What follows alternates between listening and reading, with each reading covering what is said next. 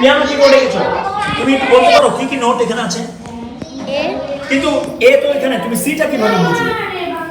সে বুঝি দুইটা কালো কি তার আগে সি, তার আগে সি। ঠিক আছে? তো কিন্তু তোমার দেখো আঁকাটা একটু ভুল হয়েছে, দুইটা দিয়ে একটা গ্যাপ দিতে হতো, ওকে? এটা মনে রাখতে হবে। এই দেখো যেখানে কি এই যে দুইটা, তারপর একটা গ্যাপ, এই যে তিনটা, তারপর একটা গ্যাপ, ওকে? এটা আমরা দেখে দেখে আঁকবো। আচ্ছা তুমি সি বলো তো তাহলে কোনটা? দুইটা কালো কি তার আগে সি, সি এর পরে কি? সি এর পরে ডি, তারপর ই, তারপর এফ, তারপর জি। Very good. এখন তুমি কি বলতে পারবে ব্ল্যাক নোটস গুলোর নাম বলতে পারবে? বলো দেখি।